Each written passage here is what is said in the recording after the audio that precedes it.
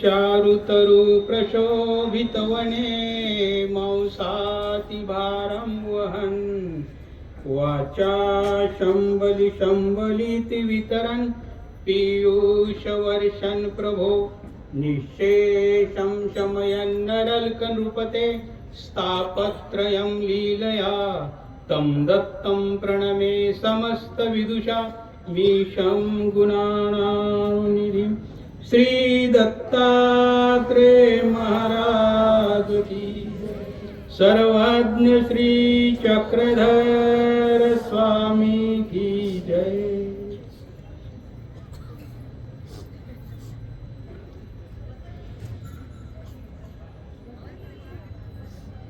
कालच्या सत्रामध्ये सह्याद्री वर्णन या ग्रंथावरती विवेचन करत असताना आपण ग्रंथाचा मुख्य वर्ण विषय, ग्रंथाचा केंद्रबिंदू, ग्रंथाचं श्रद्धास्थान, परब्रह्म परमेश्वर चिरायू अवतार श्री दत्तात्रेय प्रभू म्हणून दत्तात्रेय महाराजांच्या अवतार धारणत्वाविषयीच्या संदर्भाने येणारे लीळा संदर्भ, त्याबरोबरच महानुभावेतर ग्रंथ संप्रदायात, महानुभावेतर संप्रदायामधून येणाऱ्या ग्रंथातून म्हणा किंवा पौराणिक ग्रंथातून म्हणा जे काही संदर्भ येतात त्या अनुषंगाने आपण काल उहापोह केला आणि आजचं हे द्वितीय सत्र.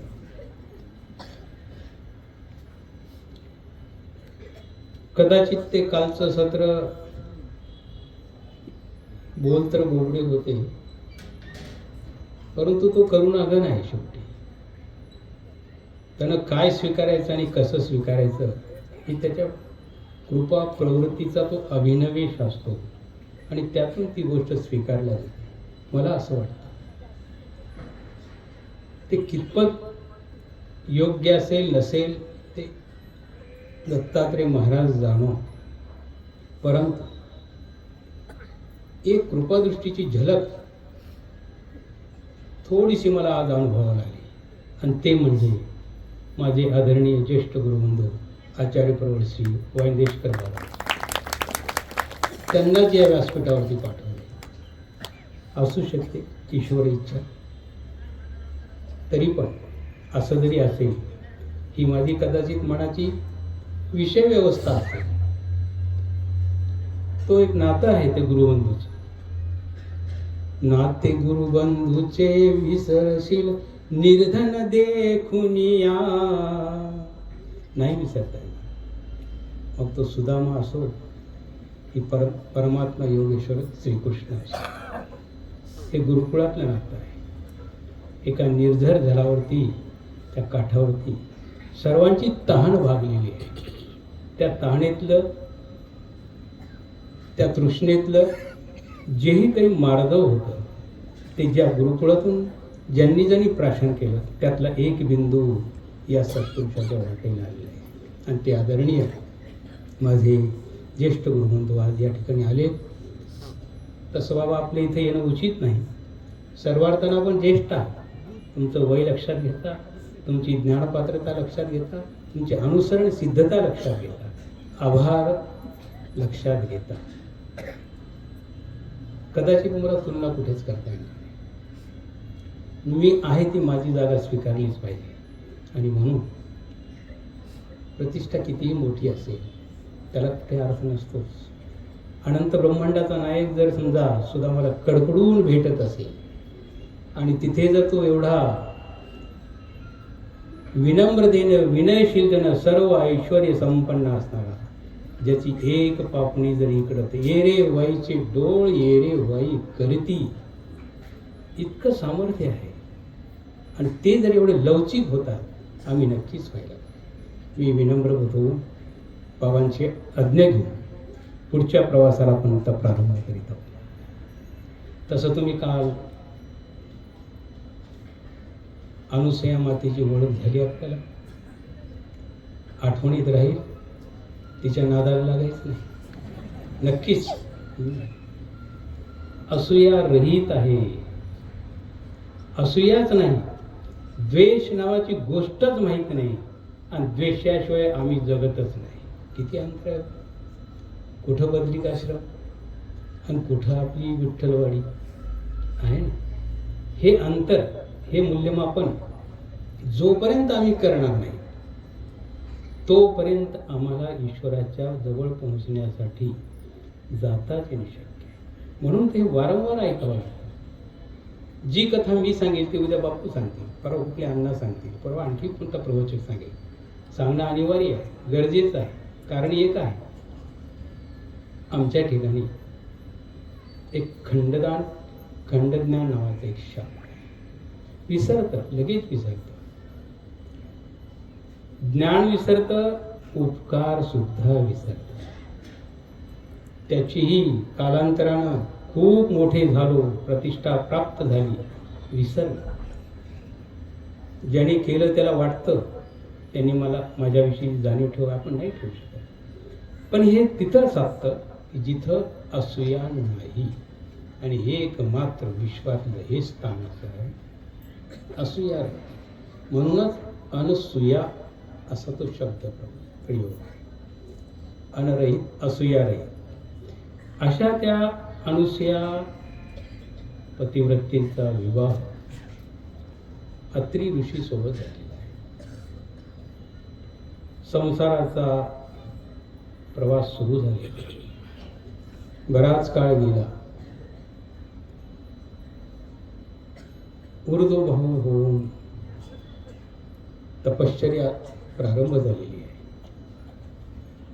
आणि वायुभक्षण करत ते त्यांचं तपश्चर्याची साधना अढळ ठेवत आहे. तिथे कुठेही खंड पडणार नाही यासाठी केवळ वायूवर राहून 100 वर्ष. गॅसवर माणूस किती दिवस जगतो? एकदा का गॅस लावला म्हणून समजलं की पुढची तयारी सुरू. आयसीयूत गेलेत, विषय म्हटला, इकडं तयारी सुरू झाली. आपलं जगणं इतकं अल्प आहे. हे बघा किती तपस्वीवंत होते पुरुष. 100 वर्ष नुसत्या वायूवरती जगावं. इथं आम्हाला एक टाइम नाही 3 टाइम खाऊन सुद्धा आणखी आलं तर बरंच वाटतं. केवढा फरक आहे आपल्या त्याच्यात. पण ही साधना आहे, ही कुठेतरी तपश्चर्या आहे. त्याच्याशिवाय हे प्राप्त होत नाही. आणि हेच आम्हाला करायचं आहे. एवढ्यासाठी आम्हाला हे वाचायचं आहे. ते बाबा एवढ्यासाठी 28 आहे. ती दरवर्षी काही नाव होईना तुम्हाला हे बरोबर घडलं पाहिजे. मग अत्री ऋषींनी या पुत्रप्राप्तीसाठी त्यांची तपश्चर्या प्रारंभ केली. आणि मग त्या काळात त्यांना, आता हे पौराणिक संदर्भ आहेत हा, नेत्रापासून सोम आणि शिवांशापासून दुर्वासा. आता ह्याच्यामध्ये गंमत अशी आहे, काही लीळा संदर्भ जर घेतले तर याचे आणखी चांगले उलगडे होते. आता विष्णू येणार आहे. आमच्या तळेगावकर पाठ असं सांगतो, विष्णू जव अवतरावे तव परमेश्वरास प्रवृत्ती झाली. विष्णू थांबले, दत्तात्रय महाराज. हा तो संदर्भ आहे. आणि तो थोडा एक मनाला भावतो, रुचतो, पटतो, अनुभवाला सुद्धा येतो. आणि ते दत्तात्रय महाराज विष्णू येण्याच्या ऐवजी स्वतः आपण आलेले आहेत. ही दवडणे एक व्यवस्था आहे, ती परमेश्वराकडेच आहे, इतरांकडे नाही. जीवमात्राच्या ठिकाणी एखादा जीव जन्माला येत आहे आणि ईश्वर प्रवृत्ती झालेली आहे. त्या आईच्या उदरात, त्या कुळात परमेश्वराला जन्म घ्यायचा आहे, त्यांना सुट्टी होते. रिकाम पाठवत नाहीत, त्यांची व्यवस्था राहते. चांगला एक सुफळ देतात, आपण ती जावायची. हेच ते दवड. इथे दत्तात्रय महाराज आलेले आहे आणि ते आता अत्रि ऋषींच्या बद्रिकाश्रमामध्ये अनुसया मातेच्या उदरी शुक्रवारचा दिवस आहे. गुरुवार संपलेला आहे, शुक्रवार उगवतो आहे, कृतयुग संपत आलेलं आहे, त्रेतायुग येण्यावर आहे.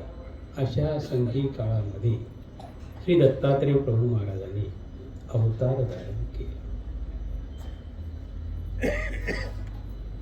आता कौतुक हा विषय सगळ्यांसाठीच आहे. जसा तो आपल्यासाठी आहे तो देवादिकांसाठी सुद्धा आहे. म्हणजे नक्कीच अत्रि ऋषी समाधान पावले असतील.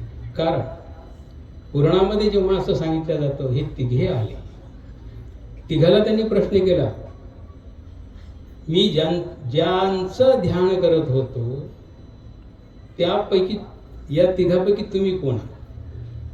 त्यांनी काल काय उत्तर दिलं? आम्ही त्यांच्यापैकी नाही, त्यांचे अंश मात्र. हे होऊ शकतं. विष्टभ्यामिदं कृष्ण एकांशी नसते. सारं विश्व माझ्या एका अंशात 1/4 नाही, 1/3 नाही, कुणीच नाही, एका अंशामध्ये. अंश किती असतो? तेवढ्या एका अंशात जर एवढे विश्व व्यापलं जाऊ शकतं तर ह्या सगळ्या चराचर देवता हे सगळं आलं. याला तो व्यापक आहे. आणि मग आता विष्णूच अवतरलेत ना, हरकत नाही. विष्णूच अवतर वेवेष्टी व्यापनोती चराचर जगतः विष्णू. दत्तात्रेय महाराज विष्णूच आहे. संपूर्ण जगाला व्यापक असणाऱ्या त्या व्यापकत्वाला संस्कृतमध्ये विष्णू शब्द आहे. काय चुकलं? विष्णू म्हटलं तर काय चुकलं? तो व्यापकच आहे ना. संपूर्ण ब्रह्मांडाला, अनंत ब्रह्मांडाला व्यापक असणारा. त्याच्या उदरामध्ये या सगळ्या गोष्टी हे सर्व सामावलेले. आणि म्हणून भक्त अर्जुन सुद्धा म्हणतात हे प्रतपंती विष्णू. तिथेही श्रीकृष्ण भगवंताला विष्णू म्हटलेले आहे. प्रश्न मी तुम्हाला कालच सांगतो की ज्यांना जी गोष्ट सांगायची ती दुसरा माणूस कसा समजून घेईल त्याच्यात जर अंतर पडलं तर गल्लत होते. आणि मग कालच्यासारखंच झालेलं आहे. या गीतेचा अर्थ करताना आमच्या बऱ्याचशा विद्वानांनी यथामती अर्थ केलेला आहे. पण तिथे बघा, तिथे सुद्धा प्रतपंती विष्णू हा शब्द आहे, श्रीकृष्ण भगवंतासाठी आहे. आणि म्हणूनच मग विष्णूचा अवतार श्रीकृष्ण भगवान अशी एक विचार परंपरा प्रवाहित झालेली आहे. परंतु अर्जुनाला एकाच अर्थानं म्हणत होतं की परमेश्वर हे सर्व व्यापक परमेश्वर, कारण त्याच्याशिवाय दुसरा व्यापक नाहीच ना कोणी. त्याची ती उपाधी आहे. अहो तुम्ही सरपंच झाला तर सरपंच म्हणतील, पंतप्रधान झाला तर पंतप्रधान म्हणतील, देशाचे अध्यक्ष झाले तर राष्ट्रपती म्हणतील. पद आहेत ती पद आहेत. मग ते दुसऱ्याला कोणाला लावता येईल बरोबर? लावून पाहावा. राष्ट्रपती सन्माननीय बाळासाहेब म्हणता येईल का आपल्याला? नाही म्हणता येईल. ते व्हावं लागतं, असावं लागतं. विष्णू हे स्वतः भगवंत श्रीकृष्ण महाराज सर्व व्यापक आहेत या अर्थाने म्हटले. मग आपण असं कल्पना का करू नये? तो जो विष्णू येणार होता त्याच्याऐवजी हा महाविष्णू, महाविष्णू ते उपनिषदकारांनी सुद्धा तिथे ते संबोधन दिलेले आहे. आणि ते दत्तात्रेय महाराज आज अनुसया मातेच्या उदरी त्या ठिकाणी त्यांनी अवतार धारण केलेला आहे. आनंदच आनंद. मग आता बाळ जन्माला आल्यानंतर जन्मापासूनचे ते शेवटपर्यंतचे जे संस्कार असतात, हिंदू संस्कृतीमधले षोडश संस्कार आहेत. मग त्यापैकी आता बारसं आलंच. त्या बारशाचा विधी होतोय. संपूर्ण ऋषीश्वर तिथं गुरुकुळ नांदे बद्रिकाश्रमामध्ये. अनंत ब्रह्मांडाचा नायक तिथं अवतरलेला आहे. साधी गोष्ट नव्हती. सर्वसाधारण मित्रपरिवाराच्या ठिकाणी आपण जातो, गर्दी करतो. इथं तर पूर्ण विश्वाचा पतीच आलेला आहे. आणि मग संपूर्ण विश्वातले जेवढे ऋषीश्वराचे सगळ्यांची तिथं मांदियाळी आली, अंगाच्या अंगाला. आणि आता ते बारसं साधलं. त्यावेळेला तिथंही नारद ऋषीचे येणं स्वाभाविक आहे. एवढी मोठी जर हालचाल होत असेल तर तिथे ते येणार नाहीत असं कधी संभव नाही आहे का? ते शांत जागेवर जाऊन अशांत करून येणारे ते आहेत. इथं तेवढी मोठी हालचाल आहे, इथं येणारच ते होते. आणि त्यांच्यासोबत भृगु ऋषी होते. मग त्या बाळाचं नाव ठेवायचं त्याचं भविष्य पाहिलं, ते ज्योतिष्य पाहिलं, सगळं केलं आणि सांगितलं हा बाळ खूप मोठा ऐश्वर्य संपन्न असावी. मग याचं नाव काय असावं ऋषीवर? याचं नाव सैंग ठेवा. सैंग अत्यंत सर्वोच्च ठिकाणी असलेली गोष्ट, त्याला सैंग असा शब्द. उत्तम, अत्युच्च, त्या अगदी त्याच्या पलीकडे काहीच नाही, आपण कल्पनाही करायची नाही. ते शेवटच असतो, टॉप टू बॉटम, अगदी शेवट. आणि मग असं हे उत्तुंग असणारे व्यक्तिमत्व असल्यामुळं त्या परात्म परमेश्वराचं नाव त्यांचं सैंग ऋषी ठेवण्यात आलं. अत्री ऋषींचा हा जो येलौकिक त्यांचा संसार अत्यंत आनंदानं चालतो. आता उणीव कुठलीच नाही. 3 पुत्र आहेत. पाहिजे तर परात्पर परमेश्वर तो पण इथे आलेलाच आहे. म्हणजे अजून काय हवं?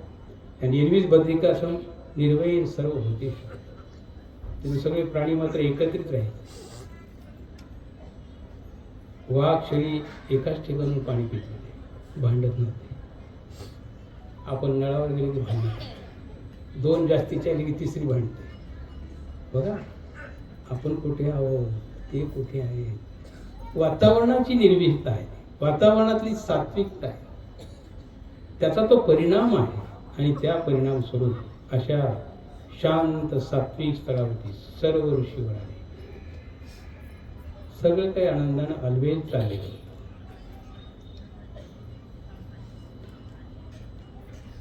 जेव्हा त्या बाळाला बघितलं आणि त्याची चरण बघितली, तेव्हाच नारदाला जाणवलं की ही अनुसया माता अत्यंत भाग्यवान आहे आणि सगळ्या रिद्धी सिद्धी त्या चरणावरती लोळण घेत आहेत. म्हणजे आता हिला सामान्य समजता येणार नाही, ही असामान्य असाधारण होतीच. तिचंही स्वतःच तपोबल होतं. तेव्हाच तर ईश्वर तिथे गेलेत ना. पूर्वाधिकार असला पाहिजे तेव्हाच जातात. पण हे सगळं बघितल्यानंतर, कुणाचंही समाधानकारक बघितल्यानंतर अगदी प्रामाणिकपणानं समाधान व्यक्त करणारी व्यक्ती म्हणजे नारद मला नाही वाटत असं म्हणते. कुठेतरी त्यात काही आणखी व्यत्यय आपल्याला आणता येतो का त्याचा प्रयत्न करणारे नारद. आणि झालंच ते. अष्टमहासिद्धी आहे, अनुसयेच्या घरी आहेत, छे हे शक्यच नाही. मग बाहेर आल्यानंतर विचारचक्र सुरू झालं. आता आपण हे आपल्या नावाप्रमाणे राहिलंच पाहिजे. सार्थ आपलं जीवन ठरवलंच पाहिजे. नारायण नारायण नारायण नारायण करत करत करत करत करत ह्याला सत्य रूपाला पोहोचले. या संपूर्ण ब्रह्मांडाचं पुराणकर्त्यांचं मत आहे, सृजन करणाऱ्या व्यवस्थेमध्ये ब्रह्मदेव अग्रगणी आहे. तिथूनच सुरुवात केली. योग असा ब्रह्मदेव सृष्टीच्या व्यापारासाठी बाहेर पडलेले होते. आता जाणारच ना ते. ऑफिसचा टाइम झाला, हे घरी कशाला सांगतो, जावंच लागतं. बंदिस्त जीवन हे बाहेर पडले. आणि ही संधी साधून महर्षी नारद सावित्रीबाईकडे गेले. सावित्री देवी बसलेल्या होत्या, तेवढ्यात ती पोहोचली. खूप छान वाटलं. बऱ्याच दिवसानंतर आलास, काय क्षेमकुशल आहे मृत्यूलोकामध्ये. अवकाश एवढाच होता बोलतं करायला, तेच सांगायला आम्ही आलो. चेहरा गंभीर केला. नाटक वठवावं लागतं. हसऱ्या चेहऱ्याने सांगितलं कोणीतरी खरं म्हणाल. जणू काही खूप मोठं आकरीत घडतंय, जे घडायलाच नको होतं. आणि त्याच्याचमुळं नारदाच्या काळजाचा ठोकाच चुकला. कारण एवढं वाईट दुसऱ्याचं चिंतणारे नारद नव्हतेच ना. गंभीर चेहऱ्यानं सुरुवात केली. माते, हे असं व्हायला नको होतं. अरे पण आधी सांगशील तर की. आता ते असं अर्धवट सांगितल्यानंतर यांचं अजून सुरू झालं मीटर वाढायला. अरे बस सांग ना काय. हो ना, सांगवल्याच जात नाही, सांगावंच वाटत नाही. पुन्हा ताण. आता ते रबर आहे, ताणत राहिल्यानंतर ताणतं ताणतं ताणतं. सावित्रीबाईचे ताण असला आणि शेवटी कुठेतरी हो नाही करता करता हे बघ, ही गोष्ट खूप चुकीची घडलेली आहे. आणि मला तरी असं वाटतं हे आपल्या पतिराजानंच केलेलं काम दिसतं. पतिराजानं आणि माझ्या पश्चात मला न विचार शक्यच आहे. व्यवहारामध्ये प्रत्येक गोष्टी हे आपल्या अनुमतीशिवाय बाहेर पडत नाही. घरात आलेली वस्तू बाहेर जाणे नाही. ते फाटका टवेल जरी असला तरी चालतं. तर जमीन पुसायला तर होईल. फाटकी चप्पल असली विचारल्याशिवाय नाही. हे ब्रह्मदेव आहे आणि यांनी न विचारता कसं काय, अरे काय केलं, हां हेच तर खरं आहे. मग झालं असं, मी बद्रिकाश्रमाला गेलो. अनुसया मातांच्या उदरीत जे बाळ जन्माला आलं त्याच्या चरणावरती एवढ्या मोठ्या रिद्धी ब्रह्मदेवानं कसंही आखरीत दान दिलं. हां ठीक आहे, हे मी समजू शकतो. देवलोकात कुणाला दिलं असतं तर बरं झालं. मृत्यू लोकामध्ये एक सामान्य बाई अनुसया आणि तिच्या पदरात हे दान मला नाही भावलं. झालं मीटर पुन्हा घरात. एक तर दान तिच्या पदरात पडलं आणि ते आपल्या पतीने दिलं. पूर्णपणे पराकोटीला पोहोचलेला हे लक्षात घेतलं. आता हे मीटर घरी येणंच नाही म्हटलं. हळूच मला नारायण नारायण करत सटकले. काम झाले, एवढंच करायचं. मग लक्ष्मीकडे गेले विष्णूचे. तेही बाहेरच होते, कामावर गेलेले. तिथं हीच अवस्था. काय सांगू मला, सगळ्यात असा आनंदी आनंदच आहे मृत्यू लोकामध्ये. आणि एकच गोष्ट बऱ्यापैकी वाईट आहे. म्हणजे काय झालं, अहो हे असं असं झालं. कदाचित हे विष्णुदेवानं तर केलं नसावं, कारण आहेत तर तसे ते उदार दानशील, होऊ शकतं असं झालं. तिथेही लक्ष्मीबाईचा चेहरा हे झाला. हे असं व्हायला नको होतं. असं का घडलं. त्यांना तपवलं, गरम केलं. त्यांचाही बीपी पाहून घेतला, वाढलाय व्यवस्थित. पुन्हा तिथून दिला.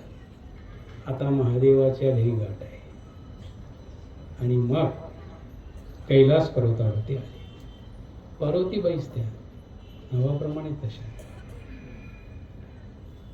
बऱ्याच दिवसानंतर आलास, आधीच गरम सुरुवात. हो माते, उशीर झाला तसा.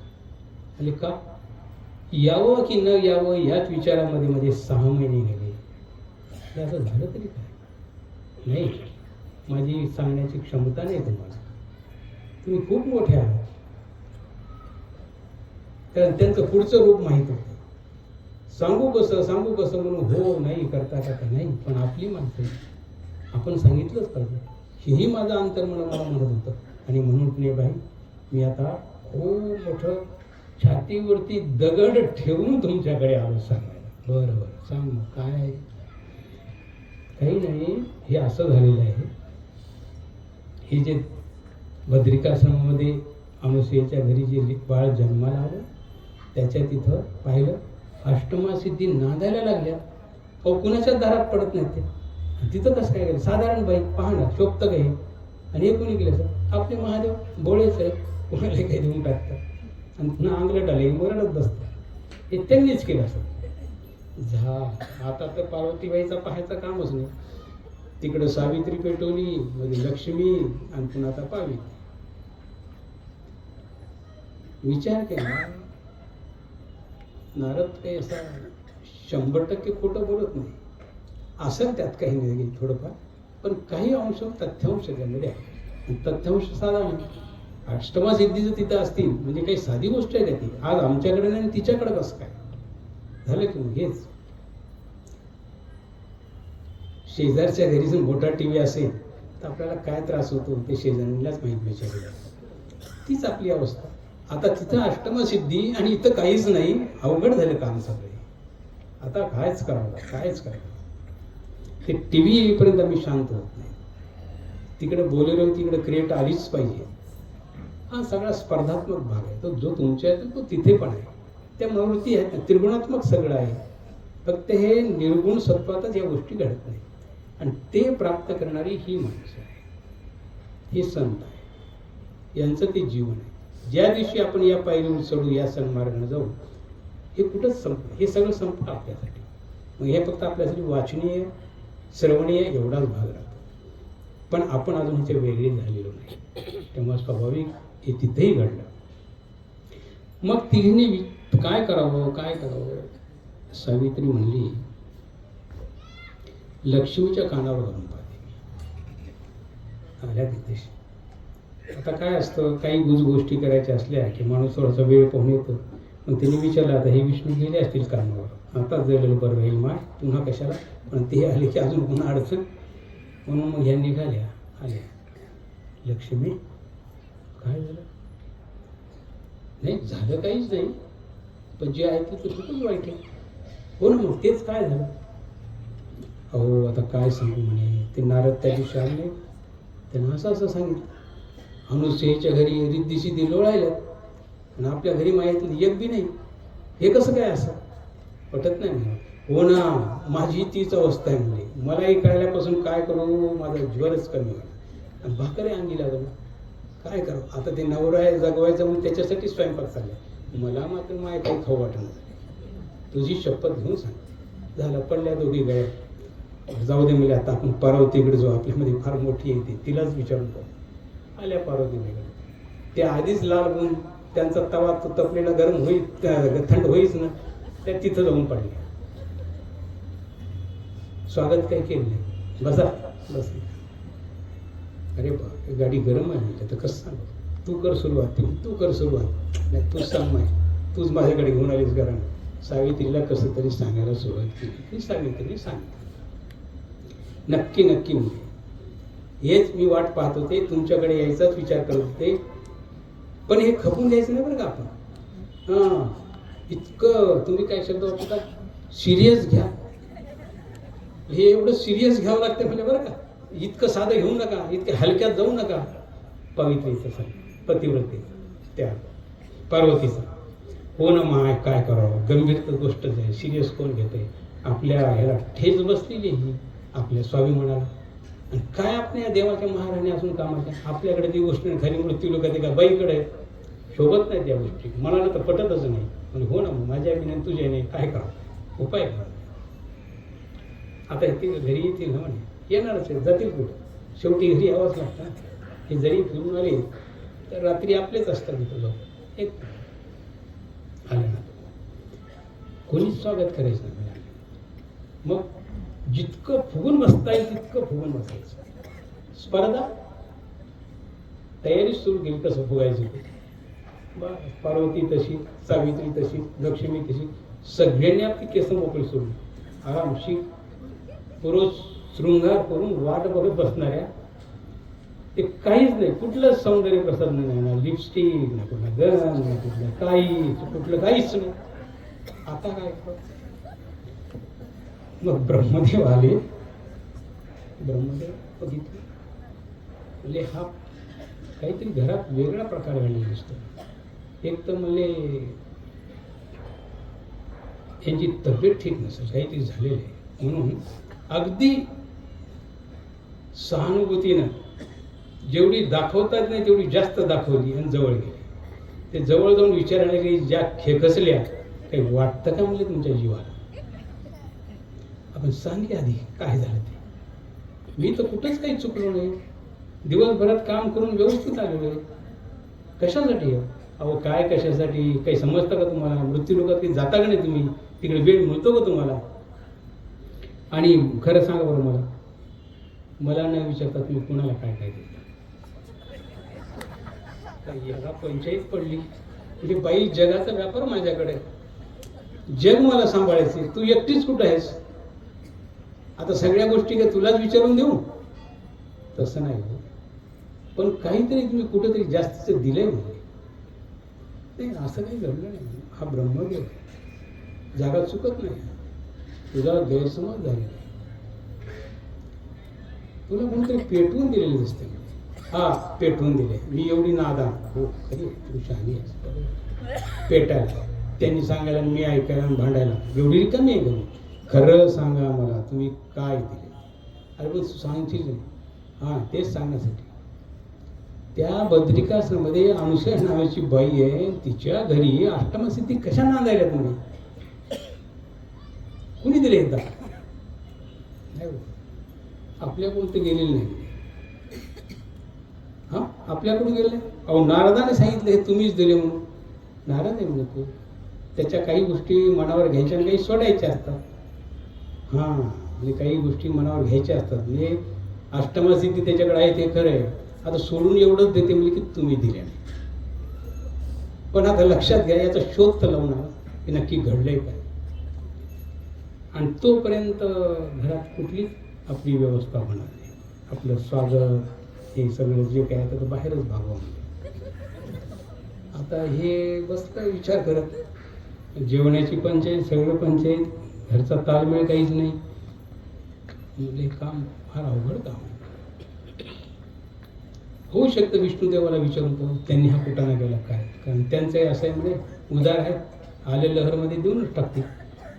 तिकडून ब्रह्मदेव या वैकुंठाला विष्णूच्या त्या दरबारामध्ये विष्णुदेव समोर तिथं त्या सिंहासनावरती कपाळाला हात लावून बसले होते. विचार करेल त्यांचंच कोडं त्यांना सुटणं, त्यात हे घेऊन आले. कसा मी बसले, हो त्यासाठी झालं काय क्षम वाटतं. आता याला असं वाटलं विष्णूने कपाळाला हात लावला म्हणजे थोडंसं काही त्यांच्या घरात भानगड झालेली दिसते. बरं का, होऊ शकतं घरातलं आहे, नातं आहे, ते नाजूक नातं आहे, काहीतरी झालं असं. मग विष्णू याला ब्रह्मदेवाने विचार केला, थोडंसं गाडी आधी थोडीशी मोकळी करून हळू म्हणून इकडच्या तिकडच्या गप्पा सुरू केल्या. ते झाल्या हळूच चालल्या. म्हणजे एक विचार होता, अहो म्हणजे ते अनुसूया आपली बद्रिकाश्रमात आणि तिच्या त्या बाळाच्या चरणामध्ये अष्टमसिद्धी कशाला हे दान द्यायचं काम तुम्ही केलं? ते काय म्हणतोस म्हणे, मी काय एवढा रिकामा आहे का म्हणे, आणि मी काय तुला सांगितल्याशिवाय कधी करतो का म्हणे काम? मी नाही केलं बाबा, ते मला माहिती नाही. काय कमाल आहे तुमची. आता मी दिले नाही आणि तुम्ही म्हणता तुम्ही दिले नाही, मग हे कोण करणार? आणि तर समजत नाही का म्हणजे महादेव धोळा आहे. थोडंसं गोड बोललं की ते काही ते तेवढे पकडून त्यांनी काम केलं असेल, माझं काम नाही. चल, दोघंही गेले महादेव. आता हे बाहेरच बसले होते. तशी महादेव तापड स्वभावाचे, त्यांच्या त्या रागापुढं आणि क्रोधापुढं कोणाची भल्या भल्याची हिंमत होत नाही. आणि त्यातल्या त्यात आता हे घरातलं घरगुती भांडण, आता हे वाद मिटवायचा कसा, ते त्या विचारात होते. आणि तेवढ्यात हे दोघं पोहोचले. थोडासा तो व्यत्यय आला त्यांच्या मनाला. विचार चालू होता काय उपाय करा, तेवढ्यात हे दिसली तुम्हाला हीच वेळ सापडली का. सुरुवात तर कशी झाली होती. मग बसून तर घेण्यात जाऊ बसले. मग मी तुम्हाला हे विचारतो, महादेवानं सुरुवात केली. नसते कुटाणे तुम्ही करून ठेवता म्हणे, दान द्यायचे कामं तुमच्याकडे, अरे संपवायचं काम माझ्याकडे म्हणे. मी कशाला करणार आहे हे दान द्यायचं काम तुम्ही केलेले म्हणून. कोणते सांगा कोण आहे त्याचा हा शहाणा? नसताना माझ्या घरात भांडण लावून ठेवलं. पार्वती 8 दिवसापासून ठिकाणं नाही, माझ्या जेवायची सोय काय तुम्हाला माहिती तरी आहे की म्हणा. काय चालले म्हणे घेऊन कुठं, आता काय करावं? अरे बाबा झालं काय, हे असं झालं. मग ठीक आहे, मग आता ह्यांनाच विचारू काय याच्यावरती उपाय करायचा. हळूच महादेव पार्वतीकडे गेले.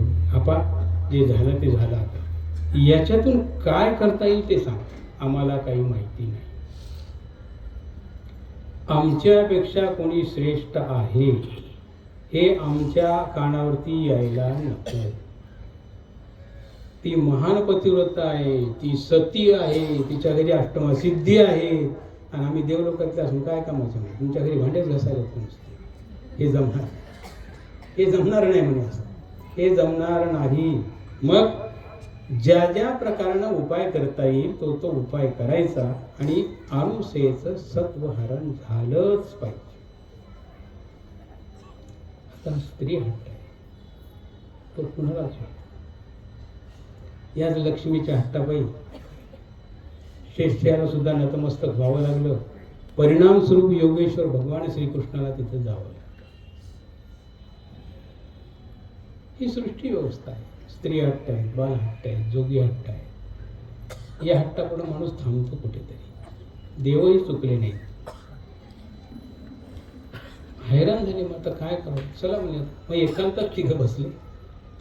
कारण की काहीतरी आता युक्ती शोधाकडे. आता हे तर खरं आहे, कमीत कमी प्रयोग तर करून येऊच, कारण त्याच्याशिवाय आता आपल्या घरी तर काय आपलं ठिकाणा नाहीच नाही, सगळं वातावरण विस्कळीत आहे. तिघही आपले त्यांची आज्ञा घेऊन निघाले. फिरत फिरत फिरत बद्रिकाश्रमात आले. आल्यानंतर ब्राह्मणाचा वेश धारण केला आणि साधारण मध्यान्नाची वेळ होती. अत्री ऋषी संध्यावंदनासाठी गंगेवरती गेलेले होते. तिथे हेही पोहोचले. यांनी यांचं संध्या स्नान केलं. अत्री ऋषी अत्यंत उदार सात्विक स्वभावाचे. त्यांनी सांगितलं घरी जा, तिथे थोडी विश्रांती घ्या. नाही आम्हाला भोजन करायचं. हा होईल, ती पण व्यवस्था होईल, काही हरकत नाही, अवश्य करा. आपलाच आश्रम आहे, आपल्यासाठीच सेवित आहोत आम्ही. मी माझं संध्याकरण आटोपर्यंत मी पण येतो. हे तिघे ब्राह्मण निघाले आणि मग जेवढ्या पांढऱ्या शुभ्र गारगोट्या व्यस्त येईल तेवढे वेचून घेतले. प्रत्येकानं आपापल्या झोळीत टाकले. आले माई भिक्षा आमचं बघितलं. 3 ब्राह्मण दिसतात, अतिथी आहेत. सत्वर समोर उभी राहिली. मुनिवर्य स्वागत आपलं, या. म्हणजे आम्ही भुकेलेले आहोत. हो समजते, मध्यान्नाची वेळ आहे, ही जेवण वेळच आहे. मग काही नाही, आम्हाला आमच्या जेवणाची भोजनाची व्यवस्था झाली तर फार बरं होईल की. तुमच्यासाठी सेवेत तत्परही आमचं आहे, काही हरकत नाही, आपली आज्ञा. आपण बसा, तो विश्रांती घ्या, स्वयंपाक होतो. तसं नाही, आम्हाला परक्याचं अन्न मुळीच चालत नाही. मग आम्ही जो पदार्थ देऊ ना तेच शिजवून आम्हाला देणे, ते आम्ही खाऊ, हरकत नाही. बाई असूया रहित होती. जिथे असूया नाही तिथं कपट नाही, तिथं छळ नाही, तिथं संशय सुद्धा नसतो. संशय ही वाऱ्याला फिरकत नाही. निर्मळ मनानं त्या काय असेल तुमचा पदार्थ द्या म्हणून पातेलं समोर नेलं. त्यांनी ते वतलं, खडखड खडखड खडखड वाजलं. तिचं काही लक्ष तिकडे गेलं नाही, असेल काहीतरी म्हणून आणलं. आणि जेव्हा निसायला बसली तेव्हा लक्षात आलं, अरे हे तर गारवट आहे. आता याचा भात कसा शक्य आहे? जगात कुठेच अशी सुगरण नाही. बघा तुम्हाला, अहो तुम्ही स्वयंपाक करता करता चुकून तुमचा एखादा खडा जर राहिला ना तर तो आम्हाला दातात त्रास देतो. आणि त्या दिवशी असं लक्षात येतं, हे भानावर होत्या का नव्हत्या, निसता काय निसलं मग दाढीत खडा कसा काय आला. सातळ खाता खाता खडा खावा लागतो. नाहीतर तुम्हाला न विचारता पडलेला केस ते आमच्या समोर येतो. कुठंतरी असं काहीतरी घडतं पहा कधीतरी. आता ही विचार करायला लागली, हे कसं शक्य आहे मला? हे सत्वभंग होण्याची वेळ आहे. गारेचा भात, त्या गारगोटीचा भात माझ्याकडून शक्य नाही. आणि हे होत नाही म्हणलं, अतिथी विनमुख चालला, माझं सत्वभंग आहे. करावं काय? अशा विवंचनेत असताना परात्पर परमात्मा जर तिथे विद्यमान आहे, तिथे ही संकट कशाला येते? त्यांच्यासाठी संकट हे नाहीच आहे काही. आणि तेवढ्यात तिनं तो धावा केल्यानंतर बाळसेन ऋषी साधारण रांगत्या वयाचे होते, बाहेर अंगणात खेळत होते. रांगत आले. आई कुठेतरी विवंचनेत आहे असं दिसलं आणि येऊन आईचं मुख न्यावलं. आई चिंतित वाटली, मांडीवरून बसली. सहज तिनं कुरवळत आपली व्यथा त्यांच्यापर्यंत पोहोचवली. न घडणारं काम मला आज करावं लागतंय, हे माझ्याकडून असंभव आहे. आता हे कसं होईल शक्य? दत्तात्रय महाराज परमेश्वर आहेत. कर्तुम अकर्तुम अन्यथा कर्तुम समर्थ सहा परमेश्वर. कर्तुम जे करता येतं जीवांना, देवतेला, तेही करतात. अकर्तुम जे जीवाकडून होत नाही, जे देवतेकडून होत नाही, तेही करून दाखवतात. आणि याही पेक्षा पुढं जाऊन अन्यथा कर्तुम. भाष्यकाराने त्याची व्याख्या खूप सुंदर केली. जीवाते ईश्वर करते, जीवाचा ईश्वर करते. हे आपल्या पदापर्यंत जीवाला घेऊन जातात. हे कर्तृत्व ईश्वराशिवाय कुणीच करत नाही. आणि म्हणून तो समर्थ परमेश्वर आहे. त्याला गारेचा भात काय? जो जीवाला आपल्या प्राप्तीला घेऊन जाऊ शकतो. एवढे आपण पराक्रमी आहोत, तरी पण आपले सगळे पराक्रम बाजूला ठेवून त्याच्यावरती पडदा टाकून त्याला पूर्वळ घेऊन जाऊन त्या प्राप्तीला नेणारा केवढा वात्सल्य सिंधू आहे. तो भक्ताला कसा अडचणीत आहे. आणि अनुसूयेसाठी ती फार मोठी उपलब्धी होती. दत्तात्रय महाराज खेळत खेळत त्या पातेल्यासाठी गेले आणि ते झाकण थोडंसं हाताने ढकललं, बघितलं, सुंदरपैकी तुम्हालाही जमणार नाही. कदाचित तुमच्या कुकरमध्ये सुद्धा असा भात होणार नाही. इतका सुंदर भात, लसलसीत सुगंधित बासमती त्याच्याकडे फिका हो. काय स्वाद आणि काय भाव. खूप सुंदर प्रकारचा भात तयार झाला. आई सिद्ध झाली. चला बसा म्हणजे आता. तिघांनी बघितलं ताटामध्ये, भात तर झाला राव, फसलं झालं. आपण सत्व हरण करायला आलो, आपलंच हरण व्हायची वेळ आली. आता हे काही खरं नाही. लाजेनं मला खाली होती. मग आता काय करावं. परंतु ते एका ईर्षेने आलेले होते. त्यांना त्यांचं काम करणं गरजेचं होतं. एवढ्यावरतीच माघार घेता येत नव्हती. पण माघार घेतली असती तर तिथं जायची सोय नव्हती. तिथं काय तोंडी होणार. म्हणून पुढचा प्रयोग, नग्न होणी आम्हासी अन्न परियेसी, अशी एका पुराण ग्रंथामध्ये आलेली होळी आहे. माते, आम्ही हे अन्न जरूर स्वीकारू, पण आमची एक शर्त आहे.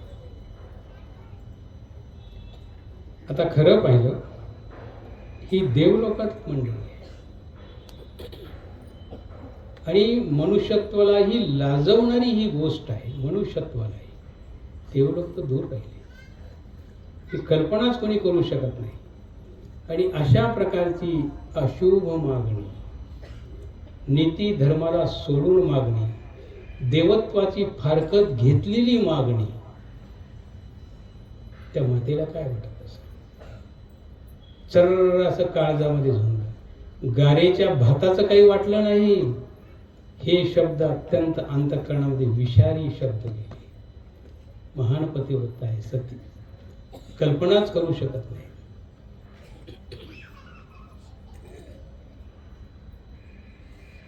त्या पतिव्रताच्या ज्या व्याख्या केल्यात भाष्यकारांनी खूप वेगवेगळ्या पद्धतीने, नसुद्ध परपुरुषासोबत हसून जरी बोललं तरी आमचं व्यभिचारत्व आहे असं त्यांचं. बाई तियेसी व्यभिचारू बाई, तिथे ही व्याख्या करताना स्पष्टता आलेली आहे. तिथेला तो हा हसणं सुद्धा ही तर खूप कल्पनातीत गोष्ट आहे, पराकोटीची गोष्ट आहे, अशक्य गोष्ट आहे, असंभव गोष्ट आहे. हे होणारच नाही. आता नाही म्हणू तर अतिथी वापस चालले, विनमुख जातात, सत्वभंग आहे. हो म्हणू तर पतिव्रतेला तडा जातात. हे तर माझ्या आयुष्यात आहे. मग देवा सैंगा आज मृत्यू या क्षणी आला तर मी त्यालाच कवटाळेल. तो माझ्यासाठी आनंददायी आहे. शेवटची माझी ही मागणी आहे. एक तर मला मृत्यू दे, नाहीतर माझी व्यवस्था कर. कृपादान आहे. असंभवी संभव आहे. आणि तिथे ते दयाद्र प्रभू. आणि शिवाय विशेष म्हणजे इतर अवतारापेक्षा खूप कडक अवतार आहे. त्यांची गाठ घेतली या तिघांनी. बघून घ्या. आपण म्हणतो ना, पंगा तरी कुठे घ्या समजायला पाहिजे. हा पंगा इथं आला, दत्तात्रय महाराज असं आहे का? ठीक आहे, तुमची व्यवस्था व्यवस्थित होईल. खेळत खेळत आले. आईच्या दोन्ही डोळ्यातून अश्रुधारा वाहत होत्या.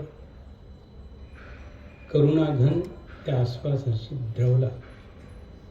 आणि माते, असं कोणतं संकट आहे जिथे सैंग आहे आणि त्या सैंगाच्या सान्निध्यामध्ये दुःख? कल्पनाच करता येत नाही. कल्पनाच नाही. सांग तू काय सांग. काही नाही रे बाळा, तू सर्वज्ञ आहेस, तुला हे समजतं, मी सांगण्याच्या पलीकडे समजतं, हे माझ्याकडून सुद्धा म्हणवलं जात नाही, परंतु अतिथींनी अशी मागणी केली. ठीक, तथास्तु. दत्तात्रय महाराज रांगत रांगत त्यांच्याजवळ गेले, तिघांच्याही डोक्यावरती नुसता स्पर्श केला.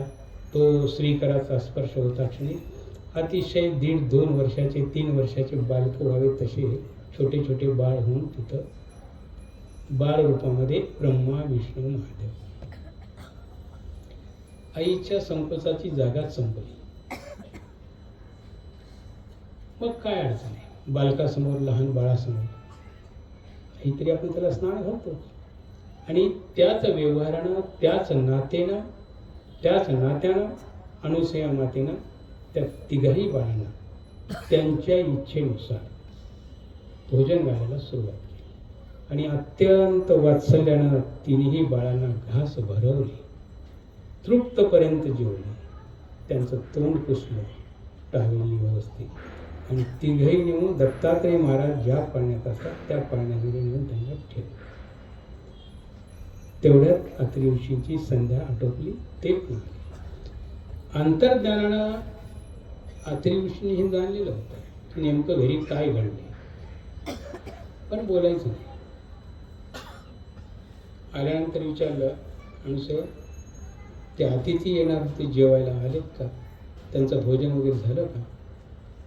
हो झालं म्हणे त्यांचं भोजन. कुठे आहेत ते काय त्या पाळण्यामध्ये? पाळण्यात? ते तर नदीवर, ती ब्राह्मण होते, पाळण्यात कसं काय?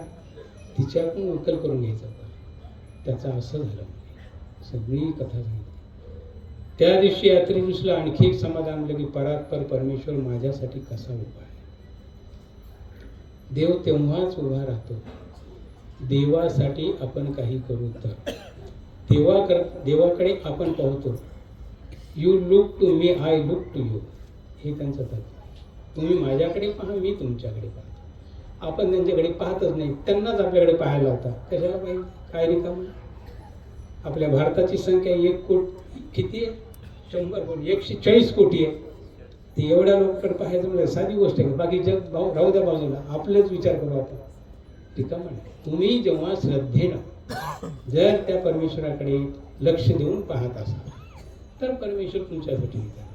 यांनी बघितलं,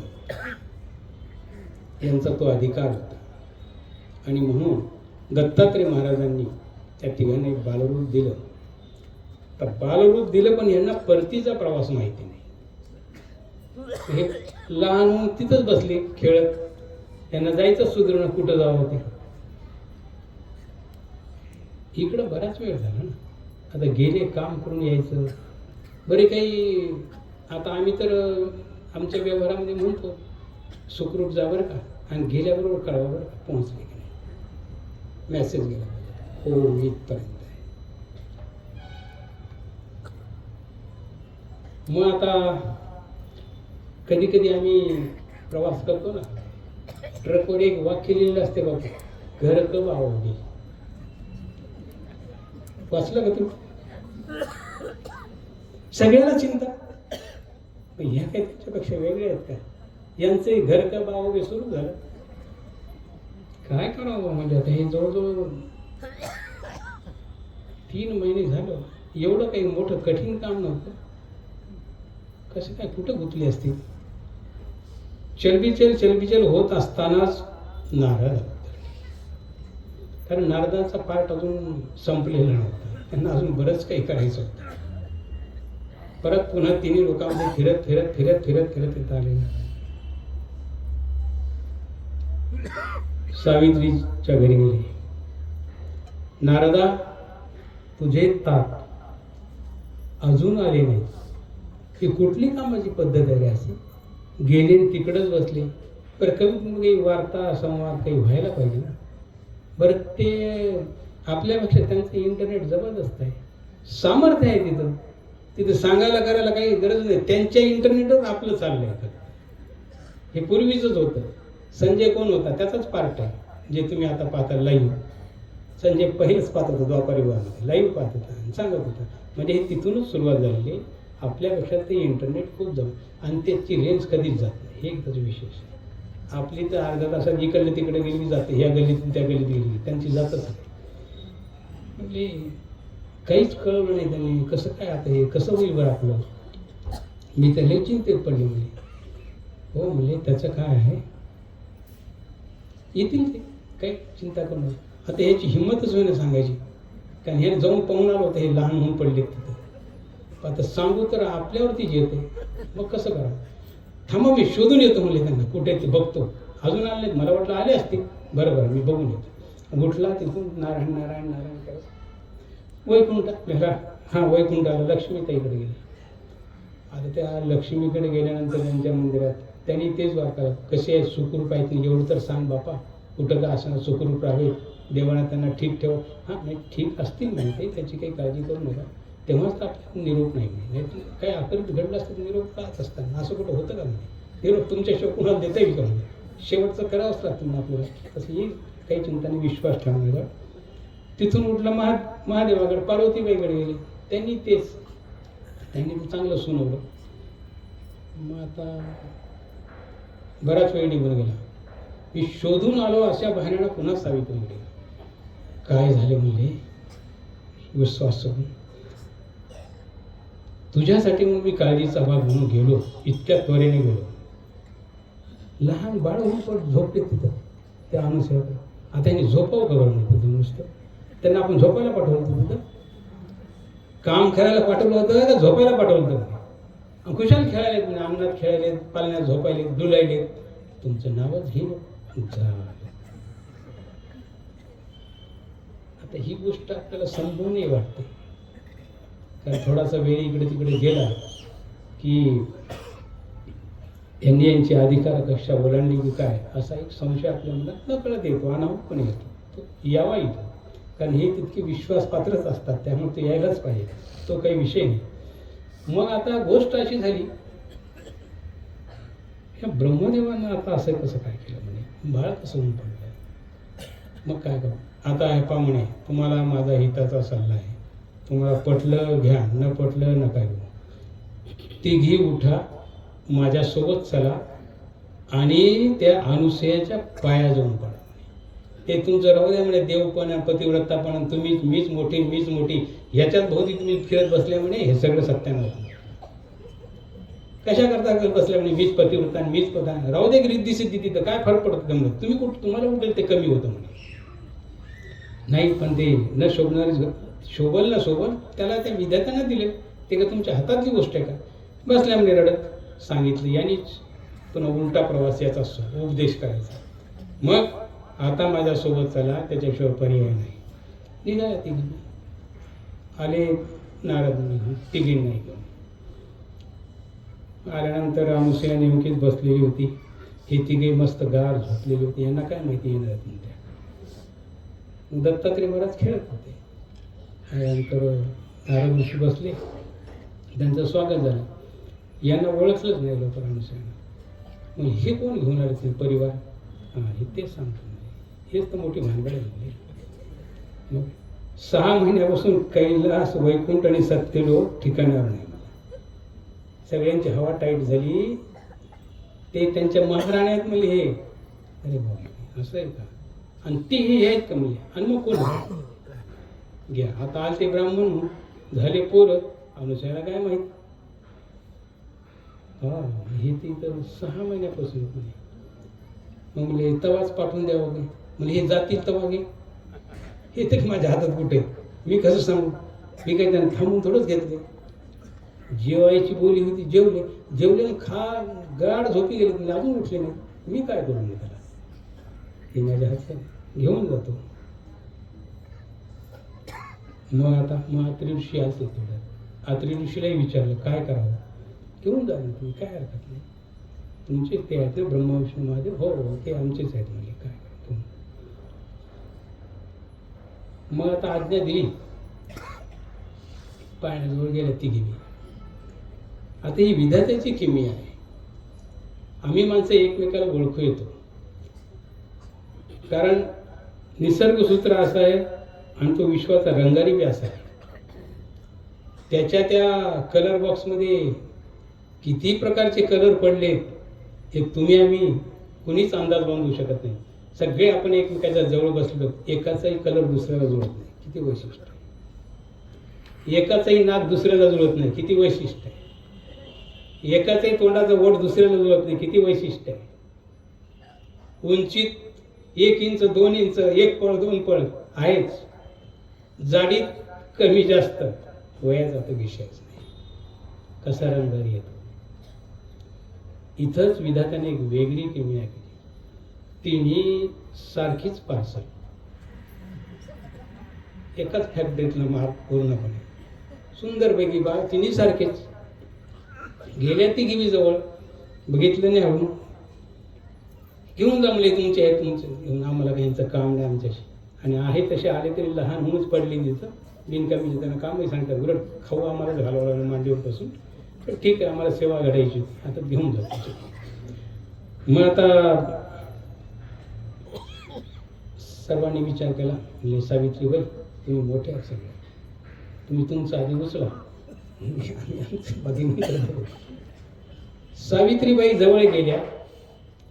तिथं आयडेंटिफिकेशन काही सांगतात, आधार कार्ड नाही, हातावर तीळ नाही, कुठं मस नाही, कुठं टेबल आलेलं नाही, कान लांब म्हणावं तर कानासारखेच, नाक सांगतं नाक सारखंच, उंची सारखीच, गोरे पान सगळे सारखे, तिळाचा पत्ताच नाही. आता यांच्या कुठं पहिले ध्यानात तीळ असेल ते पाहायला गेलं, तीळ सापडलं. आता काय करावं, आता या ब्रह्मदेवाला हात लावून हा जर महादेव निघाला तर काय. एक तर ती चिरकट, नाही तर पार्वती भांडक. बरं त्यांचं काही होऊ द्या, पण त्याला मी माझा नवरा हात लावतो, माझं पतिव्रत तापन भंग होणार आहे ना, मी नाही घेत पाहिजे.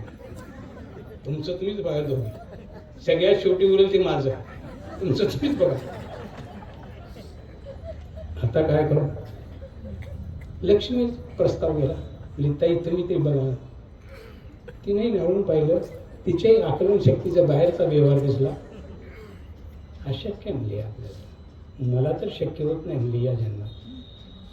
आणि कसं झालं, मी काही माझ्या पतिराजाला इतकं बारकाईने न्याहाळलंच नव्हते म्हणे कधी. त्याच्यामुळे म्हणजे लक्षातच येईन आता हे नेमकी हे आहेत किती आहेत किती आहेत हे आहेत. माझा संभ्रम व्हायला म्हणजे आपल्यात चांगली सगळ्यात पार्वती कडक व्हायची, त्याच काहीतरी करू शकतील म्हणून पार्वती मॅडमला तिथं पाठवलं आणि ह्या गेल्या तिथं बघायला.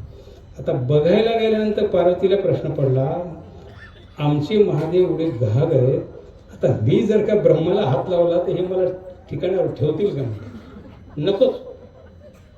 तिघींनी नकार दिला. म्हणजे पा आता आम्ही हतबल झालो, म्हणजे होते आमचेच पतिराज, नाही असं नाही, पण तू यांची कुठलंच ओळख चिन्ह शिल्लक राहिलेलं नाही. आम्ही खूप संभ्रमात आहोत. आणि माते अनुसया पूर्णपणे अत्यंत निष्ठेने आम्ही तुला शरण आलो. तुझं सत्वहरण करण्याकरता तुझ्या ठिकाणचं वैभव हे आम्हाला न सहन झाल्यामुळं. म्हणजे बघा, हा लक्षात घेण्यासारखा, ध्यानात ठेवण्यासारखा विषय. कुणाचीच असूया करू नका, मिळू द्या.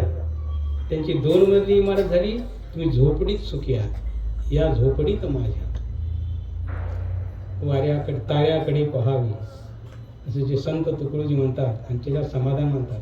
आपण आपल्या झोपडीत सुखी आहोत. शेजारची माडी किती उंच गेली, त्रास करून घेऊ नका, ज्वर करून घेऊ नका आणि डॉक्टरकडे जाण्याची पाळी होऊ देऊ नका. हा यातला खरा आशय आहे. तिथे दोघींनी तिघींनी कानाला खडा लागला. म्हणजे चुकलं गे बाई आमचं, तुझ्या नादालाच लागायला नको होतं. लागलो, आम्हाला अंदाज नाही आला, आम्ही आमच्याच याच्यामध्ये होतो अहंकारात. मग आता कर ना म्हणे, त्यांना जसं आहे तसं ते आमच्या आम्हाला ओळखून. ते म्हणे अनुसया कसा उलटा व्यवहार सांगतो म्हणे, पती तुमचे आणि मी ओळखून द्यायचं, कमालच आहे. काही मी सोयरी केल्या होते, लग्नाला होते, त्यांच्या बारशाला होते, कुठं होते म्हणे मी, कसं ओळखू.